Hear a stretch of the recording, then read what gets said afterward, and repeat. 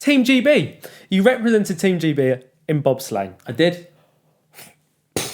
Never knew that. Random, innit? How did that happen? I don't even know where to start with the questions on that. Like, we live in a country with... You're literally like Team GB. Go. Explain. Talk to me. Like, we don't really have snow that often. How do you just pick up a... phoned me up and was like, bro, you'll never guess what. I was like, Jim. oh my Jim's got God. a random passport. Yeah, exactly. It was a really strange one. I was like, as living in the UK, where do you just go, yeah, bobsleigh?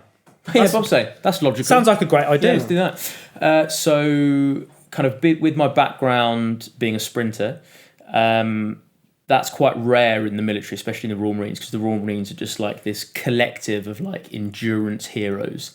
And then you've got me that can run 100 meters, and then 110 is like considered a marathon. So I was like, this is fine. So I started sprinting in the military for the Royal Marine team and for like the inter-services, like the British, in kind of inverted commas, the British military had a team that used to compete against like Bath Uni, Loughborough Uni, and then some of the other kind of decent student clubs.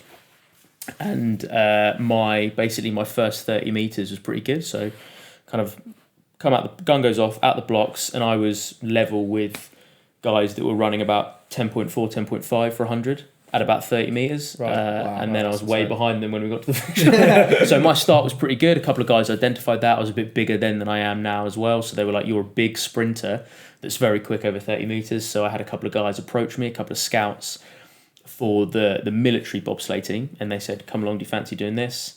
And I was like, I don't know. They were like, you get 2 weeks in Germany for free. I was like, yeah, all right. Sounds great. Yeah. Sold it. Sounds great. I don't want to go camping in the field again like I normally do. So this sounds... Do we stay in a hotel? Yes, you do. Wicked. I mean, where do I sign?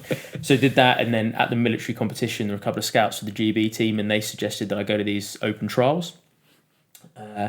And across... This was in kind of throughout the course of 2012, and the GB Bobsleigh team had a massive, like, talent ID push that year, where they went to different universities, they went to different sports clubs, they looked at a lot of sprinters and a lot of rugby players, the primary, because basically you need to be a big, heavy sprinter. That's how they audition, really. So I think they tested about 150 to 200 guys that year, and over different stages of selection throughout the course of the year. From March kind of onwards, they just kept chopping it.